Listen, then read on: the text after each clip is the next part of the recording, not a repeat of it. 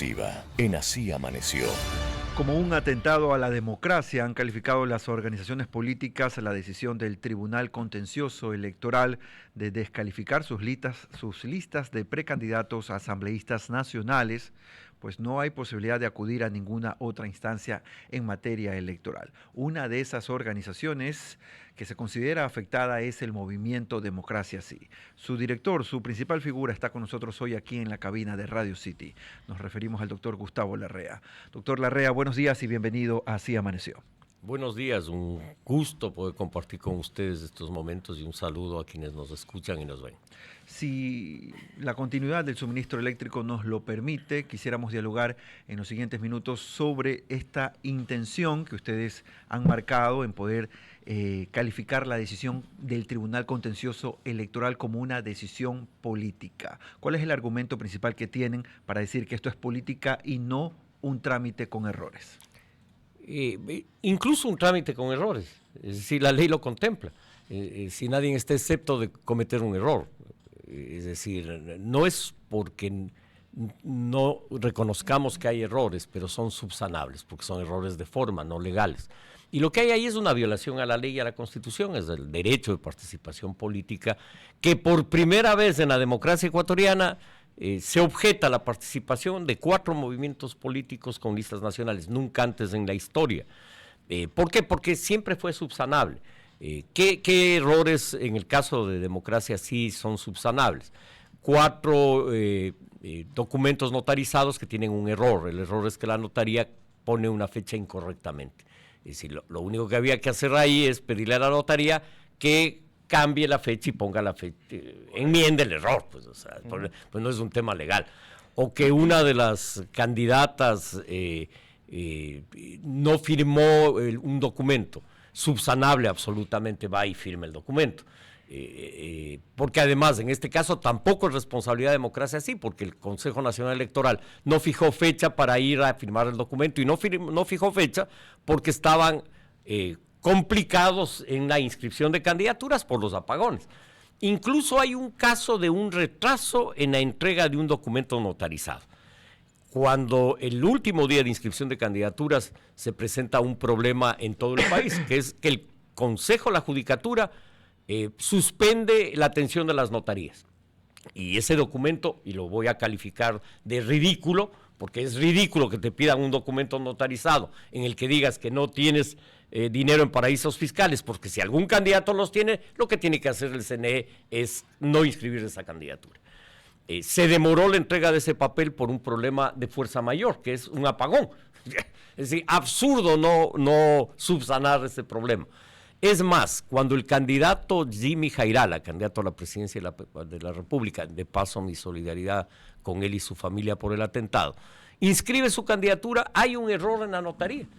¿Qué le dicen al candidato? Subsane en 24 horas, que es lo que debieron haber hecho en 48 horas, perdón, con todos los problemas menores, porque lo que argumenta el CNE es falso. Democracia Sí cumplió sus primarias internas, eligió 30 candidatos, 15 principales, 15 suplentes con equidad de género, con participación de al menos del 25% de menores de 30 años. Todo eso cumplió. ¿Y en presencia de quién? Los delegados del propio Consejo Nacional Electoral. Es decir, cumplió todo el proceso legal. Por lo tanto, es por eso que afirmamos que es una decisión de orden política, porque no es una decisión basada en elementos jurídicos. Doctor Larrea, usted es un hombre muy experimentado en la política. Si mal no hago el cálculo, tiene más de 40 años en estas lides. Entiendo yo que su sorpresa al poder ver una reacción del contencioso electoral o de la organización o de la institución que maneja las elecciones en este país, pero sobre todo en este tipo de decisiones que se consideran políticas, alguien pierde, en este caso ustedes se consideran los que están perdiendo, pero alguien gana. ¿Quién está ganando con la salida de Democracia Sí? Yo creo que ganan con la salida de Democracia Sí, de Pachacuti, de Construye, de Avanza, gana ideando un tablero en la asamblea beneficioso para intereses de fuerzas políticas que lo que buscan es acomodar la elección de la asamblea. Incluso está en riesgo 2 candidaturas importantes de de Democracia Sí, la candidatura de Verónica Zarauz, viuda de Fernando Villavicencio, que es la candidata del sur de Quito, Democracia Sí. Sin embargo, está igual en un trámite jurídico en el contencioso electoral. Y la de Carlos Figueroa igual está en un trámite en el contencioso electoral, que pueden no calificarlas, pueden seguir violando la ley. Este es un golpe a la democracia, nunca había sucedido en el periodo democrático. Tú me decías, usted lleva más de 40 años, sí, más de 40 años. Yo estuve en la lucha contra la dictadura militar. Peleamos contra la dictadura y pintábamos las calles de Guayaquil, de Quito, de Cuenca, de Portoviejo, de Manta, dictadura no, democracia sí. Peleando por la democracia, por el Estado de Derecho, porque se respete el derecho de participar y que los ciudadanos en las urnas decidan el futuro del país, siempre decidan. La democracia, si bien no se reduce al tema electoral, es un elemento básico de cualquier país democrático del mundo. Solo para aclarar, las candidaturas asambleístas por la provincia de Pichincha están en riesgo en este momento. Así es, 2 de esas candidaturas. ¿Ustedes huelen allí que políticamente también haya un muñequeo? Desde luego, es evidente que hay un muñequeo. Lo que no hemos descubierto todavía es qué fuerza política está atrás de eso.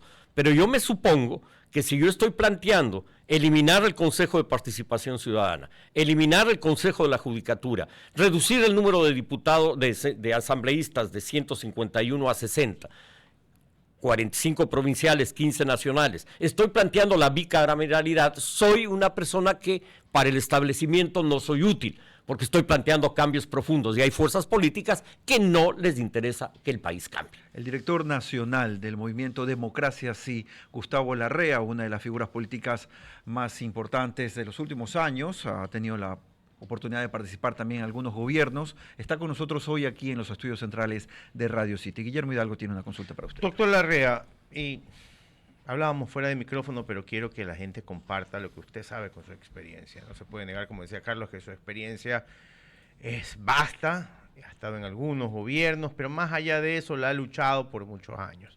¿Cómo ve las elecciones 2025 de febrero? Absolutamente abiertas. Yo creo que la matriz de opinión que quería decirle al país que la elección está resuelta siempre se ha equivocado y ahora se vuelve a equivocar. Si hace un mes probablemente el actual presidente Noboa tenía mucha opción de pasar a una segunda vuelta, hoy sus opciones están muy reducidas por la crisis que vive el país y por la respuesta inadecuada a la crisis, por decirlo lo más suave posible. Ya, pero volviendo a ese tema, el ecuatoriano siempre se ha caracterizado por tener memoria corta en política, siempre. Digamos que Daniel Noboa, como nos dijo anoche, resuelve todo hasta diciembre. Es decir, mira, los acontecimientos... De ahí quedan 2 meses. Los acontecimientos políticos del país son muy volátiles. Hay un presidente que fue 5 veces presidente, que le preguntaba, doctor Velasco, ¿por qué usted cayó y le votaron de la presidencia? ¿Qué pasó? Las circunstancias, señor, las circunstancias. Correcto, el libro lo dice. ¿Qué quiere decir? Lo que los sociólogos llaman el contexto, los politólogos. La política es muy simple, pero le meten palabras complejas y le hacen muy difícil, pero es muy simple. Son las circunstancias.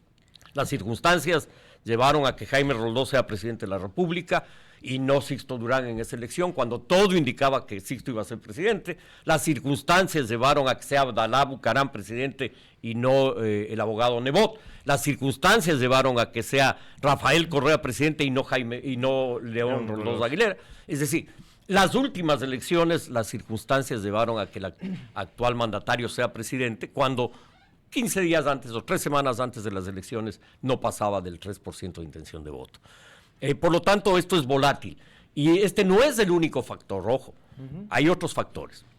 Mira, la crisis es tan profunda del país, tan profunda, que si no hay una política de reactivación económica, el desempleo va a seguir.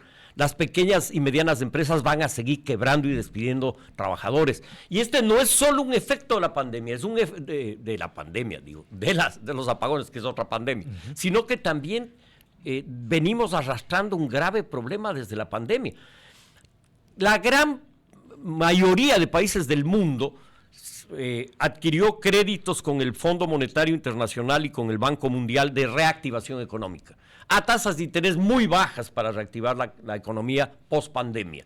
Lo hizo Europa, lo hizo casi todos los países de América Latina y excepcionalmente el Ecuador no creó un fondo de reactivación económica, que no es deuda para el Estado, es deuda para el privado.